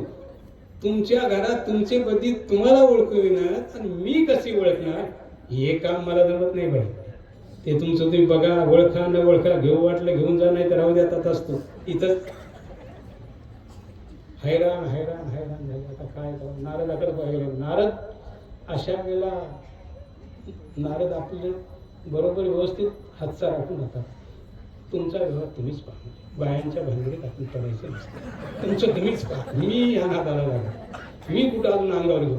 आता लावून देणारे हेच होते. यांनी सुरुवात केली नाही. हे अशक्य आहे म्हणजे मला हे नाही शक्य. ते बघा तुम्हाला कसं निपटत आहे. परत अनुसया कसंही कर बरं. तूच आता आमच्यावरती एवढं माऊलपण कर आणि आमचे पती आम्हाला देण्याची गोष्ट. हे झालं शक्य तर माझ्या सैंगाकडून होऊ शकतं. आणि मग सैंग ऋषीला हाक मारली. तोडू धावत आले. सैंगा, हे जे बालक तू केलेत ना, हे ज्याचे त्याला देऊन टाके. त्याच क्षणी दत्तात्रय महाराज तिथे गेले. ब्रह्म्याचं टंग पकडलं. सांगितलं हे तुमचं. विष्णू लक्ष्मीकडे, महादेव पार्वतीकडे. लगेच त्यांचं मूळ रूप त्यांना प्राप्त झालं. सत्व कुणाचं हरण झालं? ज्यांचं हरण करण्यासाठी आल्या होत्या त्यांचं हरण न होता ज्यांनी करायला लावलं त्यांचंच हरण झालं. आणि मग तिथून पुढे हे तिन्ही देव आपापल्या ठिकाणी निघून गेले. दत्तात्रय प्रभूंना त्यांनी त्यांचं दान दिलं म्हणून इथं दत्त शब्द आलेला आहे. तर दत्त शब्दाचा अर्थ करताना दत्तात्रय, दत्त हा दानावाचक दातृत्ववाचक शब्द आहे. दत्त म्हणजे दान देणे. एक तर स्वतः ज्योतिर्मय भगवान परमपिता परमेश्वराने आपला स्वतःचा आत्माच अत्रीला दान केला म्हणून दत्त. अत्री म्हणून दत्तात्रय. दत्त अधिक अत्रे दत्तात्रय, अशी ही एक व्याख्या आहे. आणि दुसरी व्याख्या अशी आहे की जसे तसे ज्याचे त्याला तिन्ही देव दानाला केले म्हणून दत्तात्रय. ब्रह्मा सावित्रीकडे पाठवला, विष्णू लक्ष्मीकडे पोहोचवला, महादेव पार्वतीकडे गेले. हे काम कोणी केलं? किती कोडं पडलं. म्हणून तिथे दत्तात्रय महाराज हे नाव त्यांनी अत्यंत सार्थ केलं. अशी ही एक दत्तात्रय महाराजांच्या अवतार काळातली, अवतार त्या बालपणातली ही एक लीळा या ठिकाणी आलेली आहे. आणि आता यानंतर अशा अनेक लीळा आहेत. त्यानंतर आता या तिन्ही देवांचं गर्भहरण झालं. तिन्ही देवाला दान केलं. मग ही अशी प्रवृत्ती ईश्वराची असते. आता हे कृतयुग संपत आलेलं आहे. त्रेतायुगाची सुरुवात झालेली आहे. आता त्रेतायुग आणि कृतयुगामध्ये स्वाभाविकपणे अंतर पडतं. ते पूर्ण सात्विक होतं. हे 3 हिस्से सात्विक, 1 हिस्सा राजस तामस. म्हणून इथं थोडेसे मानसिक विकार विकल्प या सगळ्या गोष्टी होतात. तिथं काय कामच पडत नाही. निधिध्यास, ईश्वर चिंतन, उपासना याच्यामध्ये दिवस जात होता. भूक लागण्याचा विषय नाही. खाऊ घातलं नाही घातलं. इथं तसं नव्हतं. इथं थोडा फरक पडला. स्वाभाविकपणे काही गोष्टी इथं मनुष्यत्वामध्ये ज्या आहेत त्या येतात आणि मग त्यातून काही अनिष्टजन्य क्रिया घडतात. या न घडाव्यात म्हणून दत्तात्रय महाराज त्रेतायुगाला येतात. आणि दत्तात्रय महाराज त्रेतायुगाला आल्यानंतर सह्याद्री पर्वतावरती आलेले आहेत. तिथे क्रीडा करतात. परमेश्वराची ही प्रवृत्ती आहे. अवतार उदंड होती आणि सवेची लया जाती, तैसी नोहे श्री दत्तमूर्ती नाश कल्पांती नव्हे. श्रीधर कवीने आपल्या रामविजयमध्ये म्हटलेलं आहे. अशी ती मूळ प्रवृत्ती आहे. दत्तात्रय महाराजांचे अनेक विशेष आहेत. त्यामध्ये हा एक विशेष आहे, चिरायुत्व राहणे, 4 युगामध्ये राहणे. आता इतर अवतारांची ही व्यवस्था नाही. त्यांचं निजी कार्य आटोपल्यानंतर, आपलं कार्य आटोपल्यानंतर ते अव्यक्त स्वरूपाला जात नाही, परंतु तिथे पुरांतर करतात. हे जे देह आहे स्वीकारलेलं हे सोडून दुसरं कुठं पुन्हा स्वीकारून पुढच्या उद्धरण कार्याचा त्यांचा प्रवास चालू होतो. दत्तात्रय महाराजांची प्रवृत्तीच अशी होती की असं वाटतं. ते वांदेशकर पाठात एक अनुमान आलेलं आहे की 4 युग आहेत. ह्या 4 युगाची एक चौकडी, त्याला थोडक्यात महायुग म्हणतो. तर असे 100 चौकड्या झाल्या की त्याचा एक कल्प होतो, 1000 चौकड्या झाल्या की त्याचा महाकल्प होतो, आणि 10,000 चौकड्या झाल्या की मग सृष्टीची मर्यादा सांगितली जाते. तर हे कितपत खरं आहे, याच्याविषयीचे सिद्धांत याला किती बाधक ठरतील हा तात्विक विषय आहे. परंतु असे त्यांनी अनुमान दिलेले आहे, म्हणजे सृष्टीच्या अंतापर्यंत दत्तात्रय महाराज पुरांतर करणार नाही. सातत्यानं भ्रमण आहे, सतत आटन आहे. बद्रिकाश्रमाला जाऊन पुराण श्रवण आहे, तिथल्या ऋषीवर्यांच्या विनंतीवरून. कारण दत्तात्रय महाराजांचं अधिक काळ वास्तव्य सह्याद्रीलाच राहायला लागलं, म्हणून त्यांनाही तिथं सुनं वाटायला लागलं. तर मूळ ते तिथले बद्रिकाश्रमातले, जन्मभूमी त्यांची तिथं, मग जीवोद्धारक आजारती ते इकडं आलेले आहेत. आता तिथे सुनं वाटतंय म्हणून त्यांच्या विनंतीला मान दिला आहे. काशीराजाच्या विनंतीला मान देऊन त्या वाराणसीला जाऊन मनकर्णा घाटावरती स्नान करणं आहे. इकडे आत्मऋषीच्या विनंतीला मान देऊन, पांचाळ राजाच्या विनंतीला मान देऊन पंचाळीसला येऊन भोजन आहे. आणि पुढे देवल ऋषीला त्यांच्या विनंतीला मान देऊन माहूरला निद्रा आहे. बाकी पुराणकर्त्याने बऱ्याच वेगवेगळ्या गोष्टी अजून आणलेल्या आहेत. कुठे काय अजून वेगवेगळे संदर्भ दिले त्यांनी, तांबूळ घ्यायला वामकुक्ष असे आहेत आले संदर्भ. मग आता हे सतत परिभ्रमणामध्ये आहे. परंतु दत्तात्रय महाराज पूर्ण ब्रह्मांड व्यवस्थेवरती लक्ष ठेवून आहे. ज्यांनी कोणी आराधना केली, ज्यांनी कोणी तपश्चर्या केली, ज्यांनी कोणी साधना केली, निष्ठेने केली, तर तिथे ते दत्त म्हणून उभे राहतात. म्हणजे अगदी अनपेक्षितपणे, आकस्मितपणे येऊन उभं राहणं, अशा अर्थाने आपण दत्त हा शब्द वापरतो. काय दत्त म्हणून तुम्ही उभं राहिले हो, तर तो सुद्धा तिथे दत्त होतं, अनपेक्षितपणे उभे राहतात. झालं असं की एकदा सर्व ऋषींनी एक फार मोठा यज्ञ करायचं ठरवलं आणि सर्व ऋषीवर्यांना आमंत्रण दिलं. सगळे ऋषी तर त्या सह्याद्री पर्वत किंवा जिथं कुठे त्यांचं ठरलं असेल तिथे यायला लागले. सगळे मोठमोठे मान्यवर ऋषी आले, सप्तऋषी आले, महर्षी आले, सगळे आले. आणि मग ते यज्ञाचं प्रमुखत्व कुणाला द्यावं, सगळ्यांनी सांगितलं भगीरथ ऋषी बरी राहतील. तसे ते सगळ्यांपेक्षा लहान होते, पण त्यांचं एक कार्य खूप मोठं होतं. काय होतं? गंगा आणली होती इथं मृत्यू लोकावरती. ती गंगा आणल्यामुळे त्यांचं एक फार मोठं कार्य असल्यामुळं स्वाभाविकपणे त्यांना मान द्यावा असं ठरवलं. आणि इथंच देवल ऋषीचं खटकलं. देवल ऋषी स्वतःला खूप मोठे होतेच, ते विद्वान, परंतु स्वतःला खूप मोठं समजणारे. आणि त्यांचा यत्किंचितही आत्माभिमान दुखवल्या गेला तर ते क्षणाचाही विलंब करत नव्हते, लगेच त्यांचा क्रोधाग्नी भडकायचा. आणि मग असंच हे देवल ऋषी तिथं व्यथित झालेले आहेत. मग यांना सर्वांनीच वाईट टाकलं, कारण आता कुणाशी जमणं ना. एक वेळ झालं, 2 वेळ झालं, त्यांच्याशी तसं, ह्यांच्याशी तसं, ह्यांच्याशी तसं, जाऊ दे मा हे दुसऱ्या स्वभावाचं, नादाला न लागलेलं बरं, असं म्हणून सगळ्यांनी टाळायचा प्रयत्न केला. आणि मग ते एकटे होते. तर हे देवल ऋषी कोण आहेत? तर हे अष्टवसूमध्ये एक प्रत्युष नावाचा वसू आहे. ते 8 वसू आहेत: आप, ध्रुव, सोम, धरा, अनिल, अनल, प्रत्युष आणि प्रभास. याच्यामध्ये त्या प्रत्युष पासून जन्मलेले हे पुत्र देवल, त्यांचे धौम्य नावाचे एक बंधू आहे आणि ते पांडवांचे पुढे पुरोहित झालेले, असा एक त्यांचा अनुभव आहे. आणि दुसरे एक असित पुत्र म्हणून देवल आहे. असितो देवलो व्यास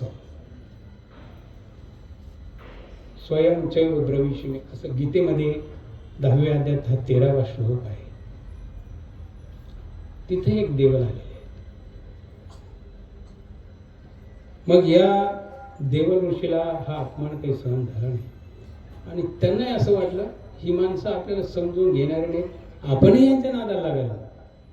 म्हणून त्यांनी त्यांचं स्वतंत्र अस्तित्व टिकवण्यासाठी सेहांचळ पर्वतावरती आले आणि तिथे त्यांनी साधना सुरू केली.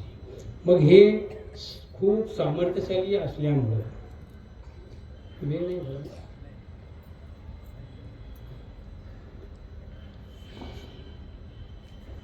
तुमचं सह्याद्रीवरून 2 वर्ष लागतील पूर्ण व्हायला. नाही, पुढे कुणकुणा बापू आहे करतील. मग आता हे तिथं गेले, साधना सुरू झाली. रोज काशीला जायचे, स्नान करायचे आणि मोठभर वाळू घेऊन यायचे. आणि त्या वाळूचं लिंग हे इथं आकारायला सुरुवात. आता ते वाळूचं लिंग आकारताना यांच्याकडे ती सामर्थ्य असल्यामुळं त्यांनी ती वाळू स्थापित करायची आणि त्याच्यावरती फुलं चढवायची, त्याची पूजा करायची. ते फुलं टाकल्याबरोबर ते लिंग दररोज 3.5 हात वाढायचं. आता ही अनेक वर्षाची तपस्या आहे. रोजचं लिंग 3.5 हात, 3.5 हात, 3.5 हात, 3.5 हात, 3.5 हात, कुठेतरी मर्यादा असावी. आता लागले की टेकायला आकाशाला. आणि जेव्हा आता ते आकाशाला टेकायला लागले असं वाटलं तेव्हा इंद्राला जाग आली. ही काही खरी गोष्ट नाही. आता येऊन आपल्या आसनाला येऊन भिडतं म्हणजे आणि मग आपली बसायची जागा द्यायची. आता काय याचा वेळीच प्रबंध झाला. गेले तक्रार घेऊन बाकीच्या लोकांनी ब्रह्मदेवाकडे. म्हणजे ब्रह्म खूप मोठी अडचण आली. अहो माझं काय नाही, माझं तर होईलच होईल, कारण नंबर पहिला माझाच लागणार आहे. खालून सुरू झालेली सुरुवात, पण तुमचंही ठिकाणावर राहणार नाही. म्हणजे असं हे लिंग वाढायला नाही, त्याला आकाशाला टेकलं जर आता आपल्यापर्यंत येत आहे. जसं पुराचं पाणी आल्यानंतर आपल्याला सारवा करावं लागतं, तशी सारवा करणं सुरू झालं. म्हणजे आता नेमकं काय करायचं बघा, काहीतरी प्रयत्न करा, तुमच्याकडून काय होत असेल ते बघा. म्हणून मग ब्रह्मदेवाकडे हे कोडं टाकलं. मग ब्रह्मदेव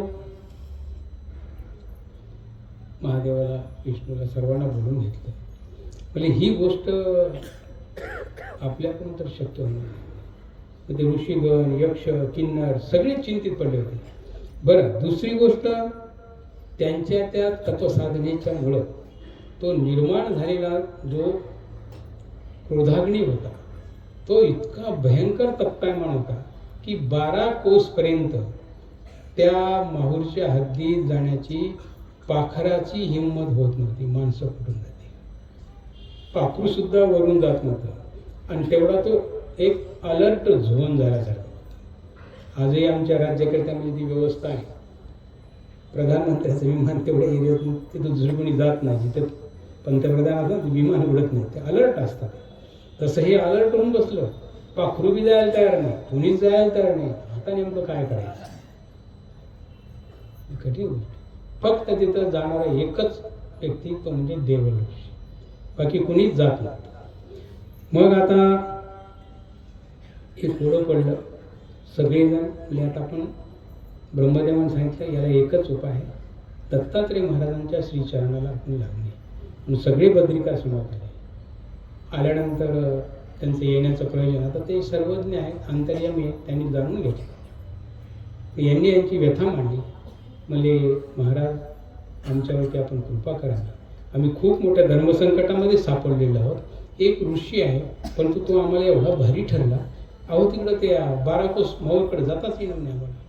पण ते जायचं सोडून द्या, काही आमचं बिघडलं नाही, आम्ही आमचं इकडेच भागून घेऊ. परंतु ते लिंग आकाशाला टेकायला म्हणे. असं करता करता ते आमच्या आसनापर्यंत पोहोचणार.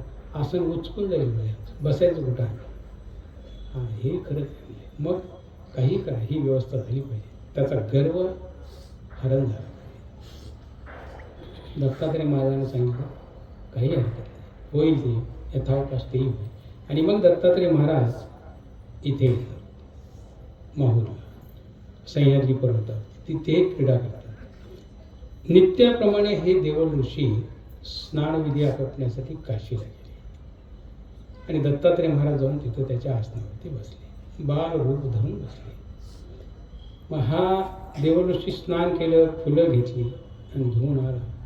लांबूनच बघितलं आपल्या आसनावरती आणि मुलगा दिसतो. कसं शक्य म्हणजे, अहो इथं पाखरू येत नाही आणि हे येऊन बसलं, कशी हिंमत केली. क्रोधाग्नी अजून भडकला आणि तेवढ्या क्रोधामध्ये ते जवळ जवळ जवळ जवळ आले. आणि बघितल्यानंतर मात्र त्या श्रीमूर्तीला पाहिल्यानंतर त्यांना ते एकदम शांत व्हावं लागलं. म्हणजे आता असू द्या, कोणी का असणार, त्यांचं स्वागतच करायला पाहिजे आपण, पण आपण आधी विधी करू. म्हणून त्यांनी नित्याप्रमाणे ते मूठभर वाळू टाकली. ते परत 3.5 हात वरी गेलं, त्याच्यावरती फुल लांब हात करून टाकलं. दत्तात्रय महाराज ज्या आसनावरती बसलेले होते तिथून लिंग बऱ्याच अंतरावर. त्यांनी दत्तात्रय महाराजांकडे ते फुलं पाठवले. हे आपण त्यांना असं वाटलं की हे किती सामर्थ्यशाली आहेत ते बघावं. यांनी याचा हात लांब केला, याच्या सामर्थ्यानं लिंग वाहिलं. म्हटलं यांना वाहता येणारच नाही. दत्तात्रय महाराजांनी त्याच्याहीपेक्षा फार मोठा हात वरी केला, त्या लिंगावरती ठेवला, फुलं वाहिली, लिंग असं दाबायला. जसं जसं लिंग दाबत आले तसं तसं तसं तसं ते जमिनीमध्ये गाडत गेलं. हे घाबरली. इतक्या दिवसाची तपश्चर्या पाण्यात चालली आपली, आणि मग आता पूर्ण जातं की काय अशा अवस्थेत आल्यानंतर दत्तात्रय महाराजांचे श्रीचरण पकडले, देवाची प्रार्थना केली, महाराज माझ्यावरती एवढी आपण कृपा जरूर करावी. माझं अस्तित्व या जगामध्ये शिल्लक राहील, माझी स्मृती या रूपाने शिल्लक राहील, एवढ्यासाठी किमान 3.5 हात तुम्ही एवढं लिंग जमिनीवरती असं ठेवा. ईश्वर आहे, तो अनार्जित दाता आहे. इथे तो त्यांनी मागणी केलेली आहे. तोही कुठेतरी त्यांच्या प्रसन्नतेला तो पात्र होता, आणि म्हणून त्याला फक्त त्याचं गर्वहरण करण्यापुरती शिक्षा द्यायची होती. म्हणून दत्तात्रय महाराजांनी त्या ठिकाणी तेवढं ते लिंग ठेवलं. आज त्याला आपण देव देवेश्वर असं म्हणतो. हे ते स्थान आहे. तर अशा प्रकारे दत्तात्रय महाराजांनी देवल ऋषीचं गर्वहरण केलेलं आहे. किती वाजलं?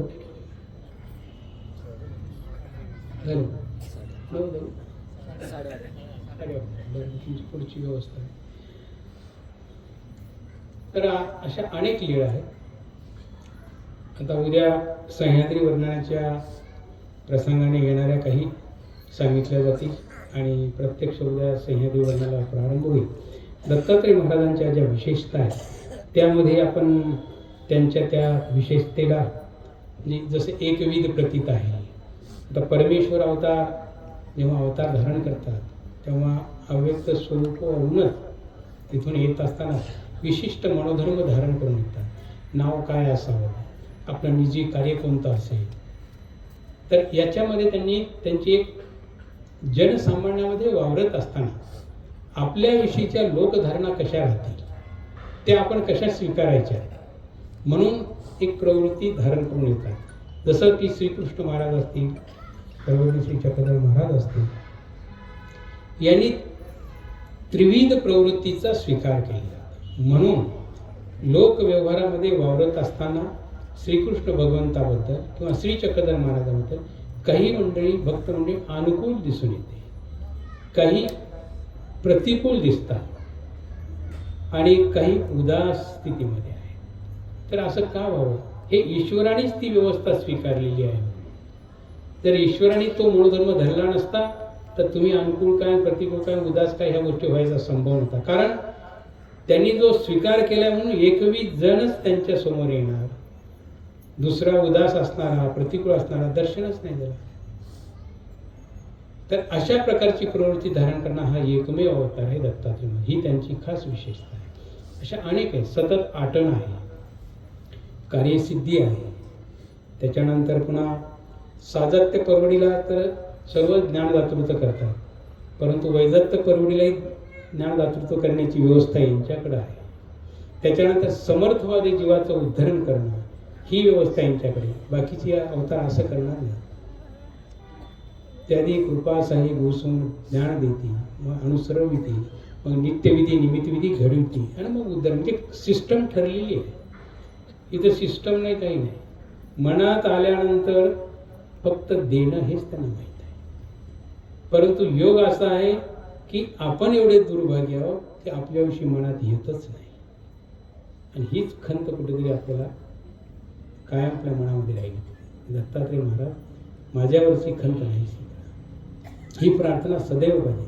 नाहीतर अवतार इतका सामर्थ्यशाली आहे की एकदा त्यांच्याकडे जर त्यांना अमोघ दर्शन, हा एक त्यांचा विशेष भाव आहे. म्हणजे नाही आणि मोघ म्हणजे निष्फळ. तर निष्फळ नाही म्हणजेच अर्थात ते सुफल होतं, म्हणजे दर्शन झाल्यानंतर वाया जात नाही. दर्शन जर झालं तर वाया जात नाही.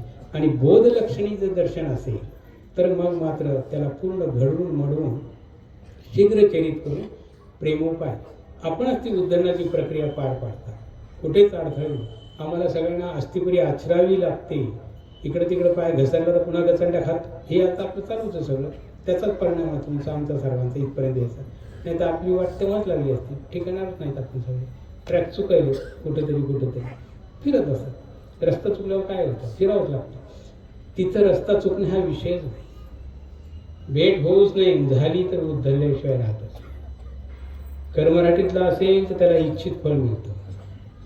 आणि म्हणून तर चोरवडचं स्थान असेल, येळवणचं असेल, अंबाळी असेल, पंचाळेश्वर असेल, माहूर असेल, मागत नाही. त्याच्यामुळे तिथं ते जेवढे विड्यावर नारळ तेवढेच वरी लटकलेले नारळ असतात. कारणच ते आहे, तेवढाच एक उद्योग आहे. जे मागितलं ते द्यायचं. दातृत्वशील अवतार आहे, परंतु मनोधर्मात आपण त्यांच्या बसलो पाहिजे, हेही तितकंच आहे. अशा प्रकारचा वेश, तसा ऋषीवेश, ऋषिकुलत पण नाही, ऋषीवेश असायला पाहिजे, पण नाही. त्याला कुठे भेट द्यायची, कुठं आरवताला माताने वेशात आहे, परशुरामाला पारध्याच्या वेशात आहे, शंकराचार्याला दिगंबर वेश आहे, रेणुकेला ब्राह्मण वेश आहे. असे वेगवेगळे वेशांमध्ये ती भेट आहे. आपल्याला कुठं गोंधळ्याच्या वेशात भेट दिली. पुढे असंही सांगतात की कपाटे नागरासांना फकीराच्या वेशामध्ये भेट दिली आहे. पुन्हा खांडीमध्ये वेगवेगळ्या पक्ष्याच्या प्राण्यांच्या रूपात भेटी झालेल्या आहेत. म्हणजे हा वेशाचा सुद्धा निश्चित असा अनुमान आहे. स्वामींचा वेश कधी बदलला का? श्रीकृष्ण महाराजांचा कधी बदलला का? गोविंद प्रभूचा कधी बदलला? चक्रपाणी महाराजांचा कधी बदलला? यांचा तसा हा साक्षात्कारे अनुभवाने. आणि असंही नाही की वेशात प्रत्यक्ष दर्शन आहे. अनुभव हा सुद्धा एक प्रकारचा त्यांचा दर्शनाचाच प्रकार आहे. तुम्ही विडा ठेवता, स्मरण करता, तुम्हाला कुठेतरी साक्षात्कार घडतो, हे सुद्धा एक प्रकारचं दर्शन आहे. ते उगीच कोणाच्या वाट्याला येत नाही, ते अपूर्व दान आहे. तर अशा प्रकारच्या अनेक विशेषता असणारा हा अवतार महानुभाव संप्रदाय एकमुखी श्रीदत्त म्हणून तो स्वीकार. आता ह्या एकमुखाविषयी बोलत असताना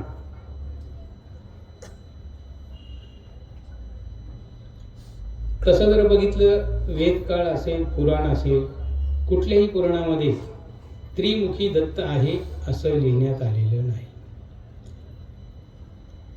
शांडिल्योप निषेध असेल, त्याच्यामध्ये चतुर्बाहू उल्लेख आलेला आहे. जाबाल दर्शनबुध आहे, त्याच्यामध्ये चतुर्भुज उल्लेख आलेला आहे. चतुर्भुज हा एकमुखी असणाऱ्या व्यक्तिमत्वाशी असणारा तो धागा आहे. श्रीकृष्ण महाराज चतुर्भुज होते की नाही? त्यांनी चतुर्भुज म्हणून दाखवली की नाही म्हणतं? तेव्हा मुख किती होते? एकच होतं. म्हणजे याचाच अर्थ असा की पुराणकर्त्यांनी सुद्धा हे मान्य केलेलं आहे, दत्तात्रेय महाराज हे एकमुखीच अवतार आहे. आणि अगदी अलीकडच्या काळामध्ये काही शतकांपूर्वी हा त्रिमुखी दत्तात्रेयांचा विषयीचा एक प्रसार संप्रदायामध्ये प्रसूत झाला. तो लोकारूढ झाला.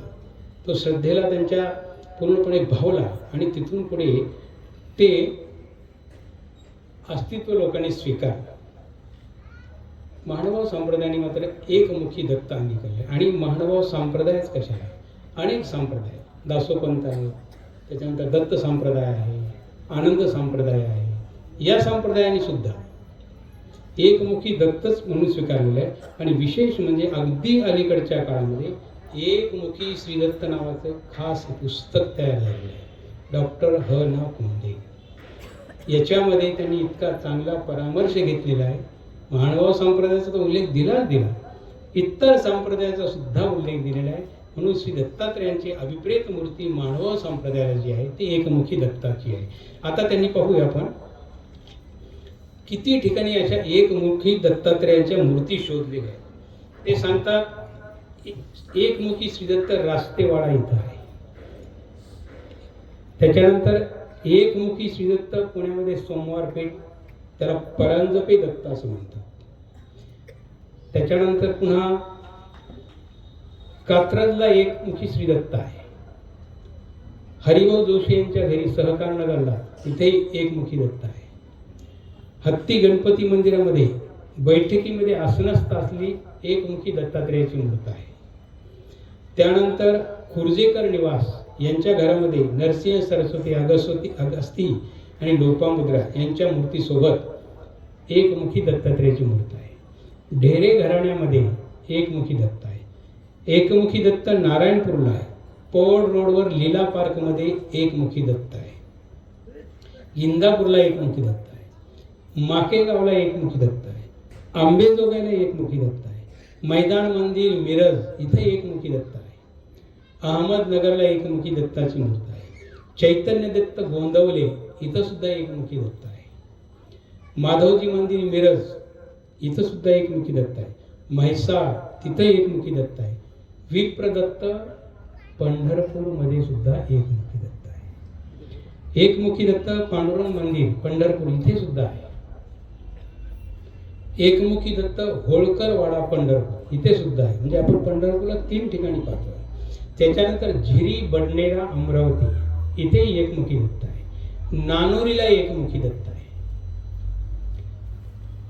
त्याच्यानंतर आडरे अनारी चिपळूण तिथेही एकमुखी दत्त आहे. ओरणवाड त्याला अमरापूर म्हणतात तिथेही एकमुखी दत्त आहे. कोल्हापूर कागल तिथेही एकमुखी दत्त आहे. आणि महाविष्णू स्वरूप दत्त पट्टणकर बडोदा इथेही एकमुखी दत्त आहे. काशीला एकमुखी दत्तात्रेयाची मूर्ती आहे. आणि हिमाचल प्रदेशामध्ये रामवाडी सिमला इथंही एकमुखी दत्त आहे. सारंगखेडा इथंही एकमुखी दत्तात्रेयाची मूर्ती आहे. आणि इतकंच नाही, महानुभाव संप्रदाय संपूर्ण मठ आश्रमामध्ये एकमुखी दत्त आहे. आणि एकमुखी दत्ताविषयीची सुद्धा खूप अभ्यासपूर्ण कल्पना, अभ्यासपूर्ण विवेचन डॉक्टर हाना कुंदेन यांनी केलेले या पुस्तकामध्ये. खास याचं शीर्षकच आहे एकमुखी श्री दत्त. तर अशा तऱ्हेने महानुभाव संप्रदायाने स्वीकारलेली अवतार परंपरेतले श्री दत्तात्रेय महाराज हे या ज्ञानमार्गाचे अधिकारण आहे, निमित्त आहे. ते मादाईसाच्या प्रश्नावर उत्तर देताना स्वामी सांगतात, आमच्यापासून चक्रपाणी महाराज स्वीकारलं, चक्रपाणी महाराज गोविंद प्रभूंनी स्वीकारलं, गोविंद प्रभू महाराजापासून आम्ही स्वीकारलं. ही ज्ञान परंपरा आहे. किंवा राजमठामध्ये आचार्य विचारतात तेव्हाही त्यांनी 12 वाक्य आम्ही चक्रपाणी महाराजांना निरोपलं. तेतुकेची श्रीप्रभूशी त्यांनी निरोपलं आणि तेतुकेच येत म्हणजे आमच्यापाशी आम्हाला निरोपलं. आम्ही मात्र ते अर्थपाठार्थ असेल तुम्हाला निरोपलं आणि तुमच्यापासून सकळ आचार्य अधिकाऱ्यांना ते पुढे प्रसूत राहावं म्हणून हे ज्ञान या अर्थानं दत्तात्रेय महाराज हे अधिकारण टाकतात. समस्त हिंदू धर्माला अधिकारण टाकतात. हे विशेष, हे त्या अवताराचं विशेषत्व म्हणून ते जगद्गुरु आहे. त्याच्यासाठी ते जगत. दत्तात्रेय महाराजांनी उपनिषदाला अभय दिलेला आहे म्हणून ते उपनिषद लोकश्रद्धेला पात्र ठरले. शंकराचार्यांनी वर मागितलं, त्यांना तो वर दिलेला आहे. जे असं नाही की दत्तात्रेय महाराजांनी ज्यांनी अपेक्षा व्यक्त केली त्याला परत पाठवले, तो त्यांच्या श्रद्धेला पात्र झाला, तो त्यांच्या प्रसन्नतारूप मनोधर्माला पात्र झाला, तर तिथे त्यांनी ते अनार्जित दान नक्कीच दिलेले. अशा या श्री दत्तात्रेय प्रभू महाराजांविषयीच्या तात्विक विचारधारा ज्या कल्पना आहेत महानुभाव संप्रदायाने, त्याच्यामध्ये स्वतः स्वामींनी जे सूत्र निरूपले, आरळकाला ज्यांनी नुसतं फक्त शंभली एवढंच म्हणलं, तो तिन्ही तापांना दग्ध झाला आहे. आणि त्याच्यावर काय ताप आलेले, अधिदैविक, अधिभौतिक, आध्यात्मिक, परक्याने येऊन सैन्यावरती प्रहार केला, सैन्य पराभूत केलं, सैन्य गेलं, दैवसंबंधित ताप, भूतसंबंधित ताप आणि पुन्हा अरण्यात यावला हा आध्यात्मिक ताप. तिन्ही तापाने जळणारा आपण एक गोष्ट घरात व्यवस्थित मनासारखी नाही झालं तर किती संतप्त होतो. सकाळपासून संध्याकाळपर्यंत आपल्याला थंड होता होता होता होता जर ती गोष्ट प्राप्त झाली आणि यजमानानं आणून दिली, कुठंतरी आपली पट्टी लेवल आहे संध्याकाळी. हे तिन्ही तापाने गेली, शोधत फिरलं बिचारे संपूर्ण सृष्टीमध्ये. आणि योग कर्मवशे दत्तात्रेय महाराज सह्याद्री पर्वतावर भेटतात. वेश मातंगाचा आहे, इतरांना कुठेच ते, कारण दत्तात्रेय महाराजांचं दर्शन झाल्यानंतर त्याला फलप्राप्ती आहे म्हणून ते प्रत्येकाला दर्शन घडूच देत नाही. ज्यांचा अधिकार आहे त्यांनाच घडणार. तेवढ्यासाठी मग कोणीतरी मातांग चाललाय असं म्हणून बाकीचे नजारा राहतात. हे जेव्हा जातात तेव्हा त्या मातांग वेशामध्ये आणि तिकडून आरळक येतो आहे तर मग फक्त एवढंच म्हणलं, शम बली शम बली, शम शांत हो, बली हे राजा, हे राजा तू शांत हो, तू कशासाठी जळतोयस मला माहीत आहे, पण इथून पुढे नाही. आणि बघितलं एकदम गारवा लागला. जे अंतःकरण कित्येक वर्षांपासून जळत होतं, असा कोणता हात पाठवून फिरला माझ्या, आणि मला आज एकदम एवढं गार वाटलं. म्हणून आश्चर्यचकितून पाठीमागे बघितलं तर ही मातांगी विषयाची मूर्ती पाहून खात्री झाली की यांच्याच दर्शन असोत ते मातांग, काही हरकत नाही. मांसाची कावड आहे, आता ती करवती खाती आहे, तो वेश तसा आहे, तर तिथं ते गेले आणि त्यांच्या श्रीचरणाला तो ताप त्यांनी हरण केला. ती वाणी अमृत वर्षी, त्या वारीत त्या वाणीमध्ये परावाचेचं प्रधानत्व होतं आणि म्हणून ती वाणी सुखकारक आहे, निवविती आहे आणि जीवविती आहे. हे इतक्या गोष्टी त्या वाणीमध्ये सामर्थ्यशील आहे. आणि म्हणून आता आपण एखाद्या वेळेस कुठं जातो कोणाला भेटायला, आजारी माणूस असतो बिचारा, खूप व्यथित होतो, आपल्यालाही समाधान करावं लागतं. म्हणजे नाही व्हाल तुम्ही बरे व्हाल बरे व्हाल, त्याला विश्वास वाटत नाही. 6 महिन्यापासून मी तरपड आलो आणि तुम्ही आता नुसतं बरे व्हाल म्हणा, खरंच बरं होणार आहे. ते विश्वास ठेवत नाही आपल्यावर. आलाच अनुभव म्हणजे बाबाचा पाय बनता सांगून गेले ना, आला हा योगा आहे. इथं तसं नाही घडलं. फक्त शंभरी 3च वेळेला उच्चार केला, तिन्ही ताप संपला. ईश्वर आहे, करतो मान्यता करतो, समर्थ सहा परमेश्वर आहे. याच्या दर्शनानं काय होणार नाही, याच्या बोलण्यानं काय होणार नाही, याच्या संवादानं काय होणार नाही. त्यामध्ये ती ताकद आहे. आणि अशा तऱ्हेच्या या श्री दत्तात्रय प्रभू महाराजांच्या वरती आमचे आचार्य महापंडित श्री रवळव्यास यांनी सह्याद्री वर्णन नावाचा ग्रंथ केलेला आहे. काल मी त्याची पार्श्वभूमी थोडक्यात आपल्याला सांगितली. उद्यापासून आपण ग्रंथारंभ करू आणि त्यासोबत येणाऱ्या काही अजून लीळा आहेत, त्याही लीळा अशा प्रसंगाला सांगितल्या जातील. आज आपण आता इथंच थांबू. धन्यवाद.